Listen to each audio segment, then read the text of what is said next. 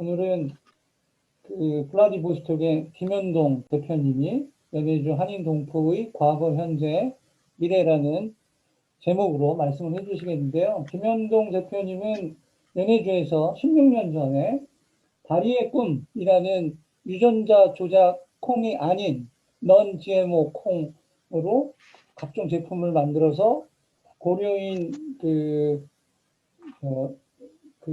고려인 자립을 돕는 사회적 기업을 운영하고 계십니다. 그리고 우리 연해주 한인 동포사의 과거 이렇게 생각해 보면 과거 연해주는 중국의 북간도와 더불어서 양대 독립운동 기지였고 최재형 선생님이 생각나는 지역이죠. 연해주 하면. 그리고 오늘 이 주제에 맞춰서 우리가 캐나다 오타와의 교민사회에 말씀을 해주셨던 박정희 박사님도 오늘 나오셨고, 그 다음에 호주 브리스번 교민사회에 말씀을 해주셨던 우리 목사님 이제 안 보이시나요? 아까 계시다가 예 어쨌든 오시겠죠. 그리고 우리 백원수 목사님도 뉴욕 교민사회를 대표해서 오늘 또 나오셨고, 그래서 오늘 블라디보스톡의 교민사회에 대해서 얘기를 많이 듣고 좋은 시간이 되길 바랍니다. 예, 부탁드리겠습니다. 김현동 대표님. 예. 예. 잘 들리십니까? 예, 잘 들립니다. 예. 안녕하십니까? 예. 김 목사님 이렇게 좋은 자리 초대해 주셔서 감사합니다. 제가 그 20분 정도 말씀을 드리고 뭐 질문이 있으면 질문 받고 이런 걸로 안내를 받았습니다. 시간이 많지 않으니까 바로 제가 한 20분 정도 소개하는 말씀을 좀 드리도록 하겠습니다. 저는 지금은 여기는 강원도 동해입니다. 강원도 동해와 그 다음에 연해주의 러시아 연해주의 블라디보스톡은 아니고요. 블라디보스톡은 이제 연해주의 성도죠. 성시고 도청 소재지라고 생각하시는데 그 블라디보스톡에서부터 북쪽으로 약 한 120km 정도 올라가면 우스리스크 시라고 하는 데가 있어요. 한 인구 20만 정도 되는 시인데 여기가 이제 저희 동포들이 사는 어떤 집거 도시입니다. 한 2만 명 정도가 20만 명이 살고 있고요. 거기서 또 다시 한 20km를 더 들어가면 그 우스리스크시 옆에 미하일로프카 군이라고 하는 농촌 마을이 있습니다. 농촌이 거기에 유정마을이라고 하는 고려인 마을이 있는데 거기에 살고 있습니다. 그래서 1년에 한 절반쯤은 요즘에 강원도 동해에서 살고 1년의 절반쯤은 연해주의 우정마을에서 살고 있습니다. 저희 가족은 저 딸 둘이 있는데 처와 큰 딸은 이렇게 시집을 가고 작은 딸과 저희 집사람은 이제 주로 연해주에 거주하고 있고요. 저희 집사람은 이제 연해주 영주권자고 그렇습니다. 무슨 일을 하는지에 대해서 잠깐 말씀드리겠습니다. 연해주에서는 저희가 연해주 동북아 평화 기금이라고 하는 단체를 2001년도에 설립을 했습니다. 그래서 그 연해주 동북아 평화 기금이라고 하는 단체를 지금까지 운영을 해오고 있고요. 그 연해주 동북아 평화 기금에서 지금 주로 하고 있는 일은 로지나 서당이라고 하는 연해주 고려인 아이들의 한글 학교와 한글 학교들을 지원하는 일들을 하는 일과 그 다음에 바리바리 생협 이렇게 해서 고려인 농촌 마을의 생산자들과 그 다음에 주로 블라디보스톡이죠. 연해주 전반에 퍼져 있긴 합니다만 한국 교민 소비자들의 직거래 배송, 저희는 그걸 바리바리 생협이라고 하는 걸 붙이는데 그런 일들이 한 10년째 지금 진행되고 있는 일들이 주요한 일입니다. 동해에서는 이 연해주의 농업 정착 지원 사업, 저희가 보면 이제 농업 계통의 일들을 많이 하거든요. 그래서 좀 이따 말씀드리겠습니다만 이제 고려인 농업 정착 지원 사업이라고 하는 주제하에 농촌 마을, 고려인 마을 만들기를 2004년도부터 쭉 지금까지 해오고 있는데, 그 마을에서 이루어진 성과들을 기초로 해서 다양한 이제 그 경제 활동들을 조직해 나갑니다. 그걸 이제 저희는 동북아 코리안 네트워크의 일환이라고도 생각을 하고요. 코리안들의 어떤 호혜 경제를 만들어 나가는 차원의 일이라고 생각을 하기도 하고, 요즘에 이제 한국에서는 그거를 이제 사회적 경제, 공익 경제라고 하는 표현으로 하기도 하는데요. 그런 일들을 합니다. 연해주에서 주로 벌어지는 바리바리 생협이라고 하는 데에는 약간 고려인 마을에서 한 100여 가지의 농산물과 식품들을 생산을 하고 있습니다. 주로 유기농 제품들을 생산을 하고 있고요. 특히 저희가 주로 이제 하는 거는 연해주에서 콩과 관련된 일들을 많이 하거든요. 그래서 콩으로 나오는 여러 가지 제품들을 거의 아마 다 생각나는 건 하고 있다고 보시면 됩니다. 뭐 두부, 콩나물, 뭐 메주, 장류, 콩기름, 콩단백 이런 등등의 일들을 하는데, 그런 일들을 기반으로 한 바리바리 생협 일들이 진행되고 있고요. 이 이제 동해에는 이 일들을 서포트하는 한국의 사회적 기업 바리액군과 동북아 식품협동조합이라고 하는 조합이 있습니다. 바리액군은 이제 사회적 기업이고 2004년에 만들어진 기업인데요. 연해주에서 고려인 마을에서 만들어진 이 콩 제품을 국내에 소개하는 일들을 하고 있습니다. 벌써 한 16년, 17년째 이렇게 되고 있는데, 그런 일들을 좀 꾸준하게 하고 있고, 동북아 식품협동조합이라고 하는 데는 이제 공장인데 3년 전에 만들어진 공장인데요. 연해주의 콩으로 압착 콩기름과 콩단백, 식물성 단백의 원료를 생산하는 일을 하고 있습니다. 그게 이제 강원도 동해에 자리 잡은 이유는 강원도 동해와 블라디보스톡이 다니는 배가 일주일에 한 번씩 있습니다. 그래서 저희가 그 배를 타고 콩도 날라오고 메주도 날라오고 사람도 다니고 뭐 이렇게 움직이고 있습니다. 이런 일들을 시작하게 된 그 처음 출발에는 한국의 NGO 시민단체인 우리민족 서로돕기 운동이라고 하는 단체와 동북아 평화연대라고 하는 두 단체의 활동의 연속선상에서 지금 이런 일들이 시작되었습니다. 연해주 전에는 저희가 중국의 동북 삼성, 특히 이제 연변을 중심으로 해서 90년대 후반에 조선족 동포들의 어떤 한국과의 관계에서 벌어지는 많은 문제들을 좀 지원하기 위한 활동들을 했었던 전사가 좀 있었고요. 2000년대에 들어서서는 주로 연해주에서 그 활동을 하고 있다. 그 활동의 일환으로 지금까지 오고 있다고 보시면 될 것 같습니다. 그 배경에 대해서 잠깐 더 설명드리겠습니다. 이 배경은 이제 고려인들의 역사와 관련된 이야기일 것 같습니다. 고려인 동포들은 구한 말부터 두만강 넘어서 두만강이 오른쪽 17km가 제일 끝에 17km가 연해주와의 국경이라고 보시면 됩니다. 지금 이제 북조선과 연해주와의 국경이 두만강 제일 오른 끝 17km다 이렇게 보시면 되고, 나머지 국경은 다 중국하고의 국경이죠. 연해주를 1860년대부터 공식적으로는 러시아에서 그렇게 기록하고 있습니다. 하지만 그 훨씬 전부터 넘어가서 이주농사를 했었던 땅입니다. 연해주는 두만강을 딱 넘어가서 보면 엄청나게 넓은 평야가 이렇게 벌어져 있고, 두만강 안쪽에 이 한반도 땅을 보면 완전히 그냥 그 산악 지역이거든요. 정말 희한하게도 만주 연해주로 들었으면 벌판이고 한경도로 들었으면 산악 지역이어서 굉장히 식량이 어려웠을 때 힘들었을 텐데 그때 식량을 구하기 위해서 두만강을 건너 농사를 하던 게 이제 이주의 시작이었었고요.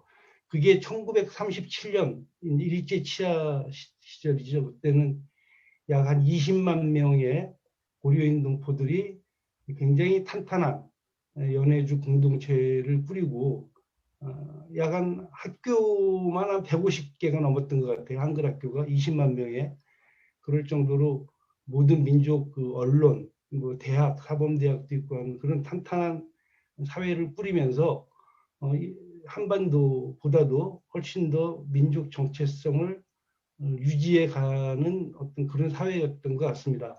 그런데 1937년도에 어떤 소련의 그 스탈린의 이제 민족 정책 혹은 이제 동북아 정책에 의해서 이 20만 명이 공식적으로 한 명도 안 남기고 이제 중앙아시아로 이주됩니다. 우리 해외 동포사에 있어서 가장 큰 1호 사건이라고 저희가 이제 부르고 있는 사건인데 그 37년에 강제 이주를 당하면서 그 전에 연해주 고려인이었죠. 이제 100%다 연해주에 살았으니까.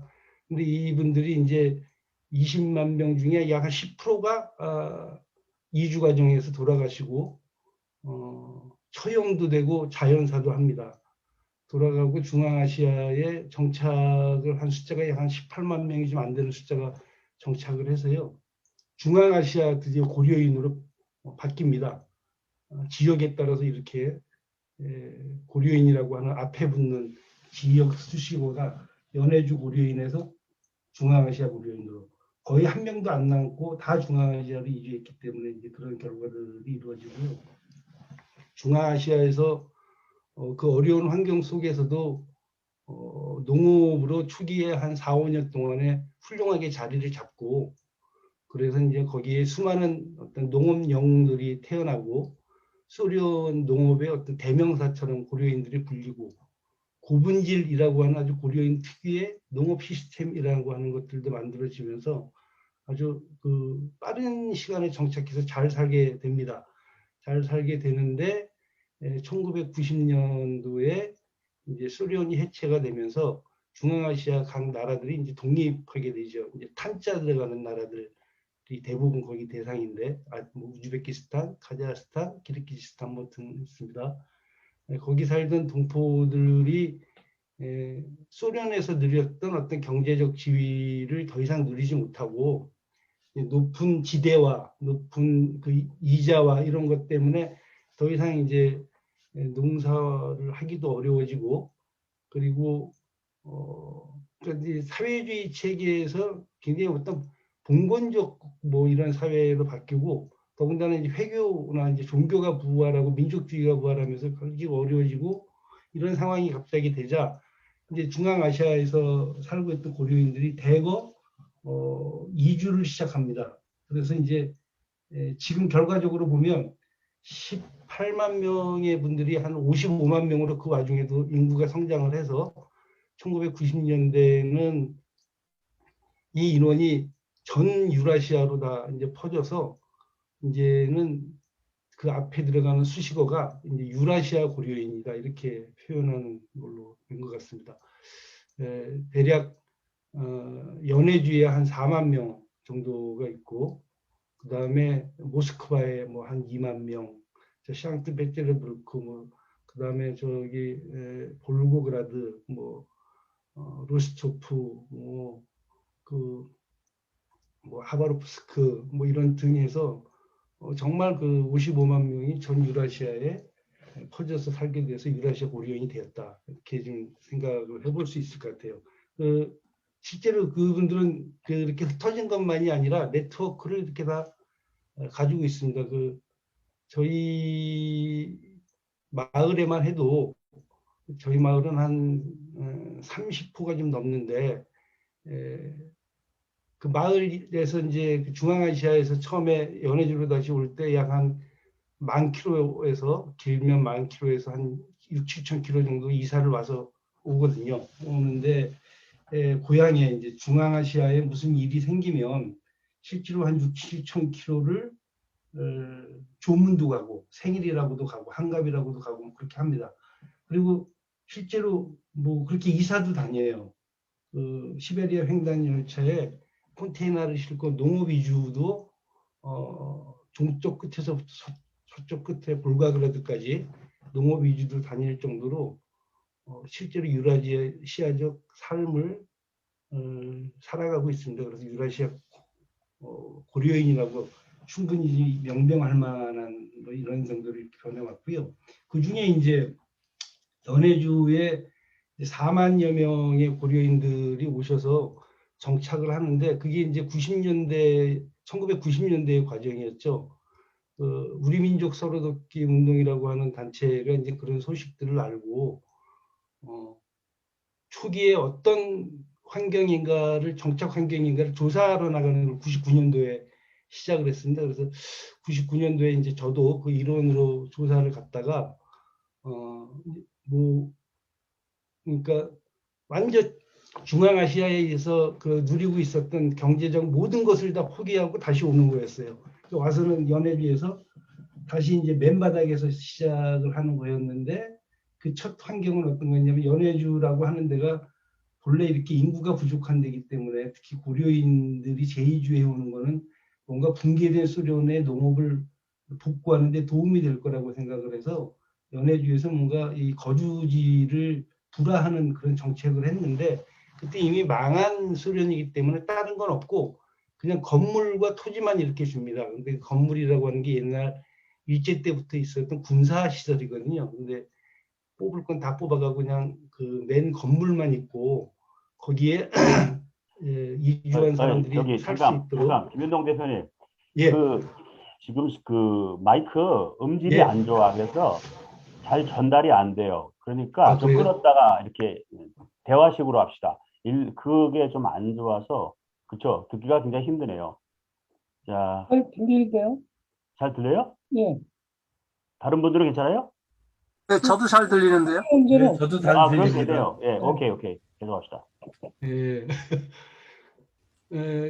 그런 어떤 거주 정착지에서 이제 그 새로운 어떤 터전을 노력을 하는데 너무 힘들었던 거죠. 이제 그 중앙아시아는 뭐 여름에는 40도까지도 가고 겨울도 상당히 따뜻한 편이고 그런데 당시에 연해주의 기온은 겨울에를 맞으면 영하 40도를 치는 기온이니까 아무런 난방 시설도 없는 데서 전기, 뭐 수도 이런 시설이 없는 데서 이제 살아가는 그 현장이었습니다. 그래서 이거 안 되겠구나. 그 전에 우리가 이제 북한의 식량난을 지원하는 활동을 해본 적이 있어서 야 이러다가 아사 당하겠다. 뭐 이런 정도의 어떤 느낌으로 긴급 구호 사업을 시작을 하면서 연해주 활동을 99년도부터 이제 시작을 했고요. 그 활동을 지속해야 되겠다라고 하는 생각으로 2001년도에 아까 말씀드렸던 연해주 동북아 평화 기금이라고 하는 단체를 만들게 되고요. 그리고 이제 긴급 구호의 대표적인 거는 이제 하여간 굶지 않게 해야 된다고 하는 거하고 그다음에 국적 문제였어요. 이 사람들이 소련 국적이었다가 그다음에 중앙아시아로 독립이 되니까 중앙아시아 국적으로 바뀌었다가 다시 러시아로 돌아오는 건지 러시아 국적으로 얻어야 되는데 그 국적 문제들이 굉장히 어려웠었던 거죠. 그래서 이제 그 국적을 일단 러시아 국적으로 회복할 수 있도록 도와주는 활동들을 진행을 하다가 2004년도가 고려인 이주 140주년이 되는 해였습니다. 그래서 그때 이제 한국의 모든 NGO들이 다시 연해주의 고려인들의 140주년의 역사를 기념하는 이런 뭔가 정체성의 뿌리를 내려야 된다는 생각하에 고려인 이주 140주년 기념관이라고 하는 사업을 기공을 하게 됩니다. 뭐 그때 이제 한국의 종교계에서도 다 참여하시고 우리 김수환 추기경님이나 뭐 송월주 스님이나 기독교계에서 다 참여하셔서 그걸 기공을 하고 그로부터 이제 2009년이 돼서 그게 준공식을 해서 지금 이제 우수리스크라고 하는 고려인들의 고향이라고 하는 동네에 이제 자리 잡고 있는데요. 그 일들이 이루어지고 하나는 이제 고려인들의 제2주 농업 정착을 지원하기 위한 활동을 한 측면에서 이제 시작을 합니다. 2004년부터. 고려인은 원래 농업으로 이 러시아 소수민족 중에서 가장 뭐 바위에서도 농사 짓는 사람이다 이렇게 알려져 있는 사람들이거든요. 실제 1세대 연해주 고려인일 때 쌀 농사의 북방 한계선을 한카우스라고 하는 굉장히 큰 호수가 있습니다. 충청북도만한 호수가 있는데 그 호수까지 이제 올려내는 일을 했었고요. 중앙아시아에서 고분지를 통해서 농업을 이루었고 그랬던 어떤 그 뿌리 깊은 아이가 뭐 유전자 속에 그런 게 있기 때문에 연해주에 와서도 그 농업으로 정착하면 또 살아날 수 있을 거라고 생각했던 거예요. 근데 이미 연해주는 소련이 붕괴된 이후에 농업이 전멸을 하면서 그 러시아의 농업을 중국의 흑룡강의 농업이 대체해 들어오고 있었던 시기입니다. 그래서 그 당시에 저희가 가봤더니 러시아의 그 넓은 콜로즈 소포즈라고 하는 집단 농장, 구경 농장 하던 것들이 다 망해가지고 있어서 거의 농사가 안 이루어지고 있는 그런 지가 벌써 한 10년 되는 뭐 이런 정도의 상황이었었거든요. 그래서 이제 거기에 다시 농업을 정착을 하는 문제였는데 아주 강력한 상대인 중국을 만났던 거죠. 중국은 아시다시피 1978년도에 거기는 개혁 개방을 시작하면서 농촌이 굉장히 이제 안정적인 토대를 구축하고 생산성이 굉장히 올라가던 시기였기 때문에 중국 쪽에 농산물들이 들어오고 중국 쪽에 사람들이 들어오면서 연해주가 이미 다 이렇게 농업이 그쪽 중심으로 정리가 돼 있었던 상황이었습니다. 근데 농업으로 정착해보고 싶어하는 사람들과 우리가 한국의 시민단체가 한편에서 노력을 해보자라고 하는 생각으로 농업 정착 지원 사업이라고 하는 주제를 하나를 만들어서요. 마을 만들기를 먼저 이제 고려인 마을 만들기를 시작을 하게 됩니다. 그래서 지금까지 이제 6개의 고려인 마을 농업 정착 마을 만들기를 지속하는 과정이었고요. 그 과정에서 이제 아까 말씀드린 바리바리 생협이나 그다음에 바리액금 동북아식물협동조합 이걸 가지고 연해주 내에서 혹은 한국하고의 관계에서 이런 좀 상호 호혜의 이런 그 관계, 경제 관계들을 맺기 위한 활동들을 진행하고 있다 이렇게 보시면 될 것 같습니다. 최근에는 저희가 연해주의 난제모 콩으로 그건 아시죠? 그 러시아가 세계에서 가장 강력한 비유전자 정책을 취하고 있는 나라입니다. 그래서 러시아 농산물은 일단 유전자 조작에 관련해서는 믿어도 됩니다. 그리고 이제 그 한국 사회는 지금 상대적으로 GMO 문제 때문에 아주 굉장히 먹거리에 대한 불안이 심합니다. 특히 어디냐면 이제 학교, 부모 여기가 굉장히 심하죠. 그래서 지금 인구가 급속하게 줄어들기 시작하지 않았습니까? 올해 0.86 뭐 이렇게 들어가는데 그 이유 중에 상당 부분이 GMO를 먹은 지 한 35년 되는데요. 그 영향일 거라고 생각하는 판단들이 많이 있거든요. 특히 교육계가 그런 판단이 많습니다. 근데 그 중에서도 지금 가장 위험하다고 보는 게 콩하고 옥수수거든요. 콩이 매년 저희 한국의 GMO가 100만 톤이 들어옵니다. 그거를 그리고 막을 방법이 없다고 생각해요. 대체할 방법이 없다고 생각을 했는데 고려인들의 정착 과정에서 저희가 콩 농사를 하고 그 뒤로 이제 한국의 해외 농업이라고 하는 주제하에 지금 한 10개 정도의 기업이 들어와서 약 10만 헥타르 정도의 땅을 이렇게 확보를 했어요. 그래서 지지난해부터 약 난GMO 콩이 약 한 3만 톤 정도가 나오기 시작했습니다. 그게 방향을 어떻게 잡느냐에 따라서 상당히 빠른 속도의 난GMO 콩들을 생산할 수 있는 기반이 될 텐데 이 콩으로 먼저 학교의 학생들 급식부터 해결하자. 그 GMO 문제 중에서 가장 큰 문제가 이 기름 문제거든요. 식용유. 식용유 문제부터 해결하자. 그래서 그 식용유를 악착으로 옛날 우리 고전적 방식 압착으로 해서 이 문제들을 해결하자고 하는 일들을 지금 시작을 하고 있고, 그 공장을 그래서 이제 연해주 고려인 고향마을과 강원도의 동해시에 똑같은 공장을 만들어서 지금 일단 강원도의 동해시, 태백시, 영월시 이런 데에 급식으로 일단 들어가는 일들을 하고 있습니다.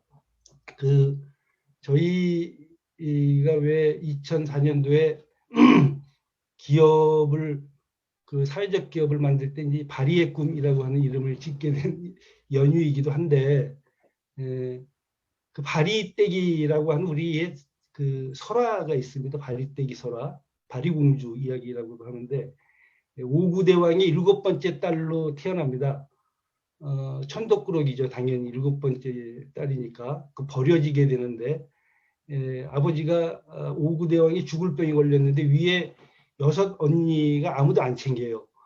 근데 이제 이 7번째 버려진 딸이 어떻게 이 얘기를 듣고 다시 이제 아버지한테 가서 제가 아버지를 살리겠습니다. 방법이 하나 있었는데, 그 당시에 서역 서천 저승길에 있는 길로 가서 생명수를 가져오면 아버지가 살 수 있다. 뭐 그런 설화입니다. 그래서 바리공주가 이건 그 고생을 하고 그 생명수를 구해와서 아버지를 살리는데, 하늘에서 이제 이걸 보고 너는 생명을 다스리는 신이 되어라, 이런 명을 받았다고 합니다. 그래서 이제 그게 바리공주 설화인데요.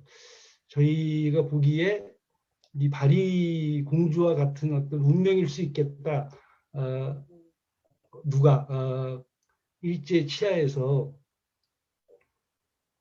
유라시아 만주 여기를 떠돌 수밖에 없었던 코리안 디아스포라, 그리고 이제 그들이 보내는 여러 가지 이제 선물과 이런 게 있는데, 그 제일 처음이 아마 우리한테 그런 생명을 어쨌든 보장할 수 있는 이런 농산물의 기반을 이렇게 우리한테 기회를 준 게 아닌가 하는 생각이 듭니다.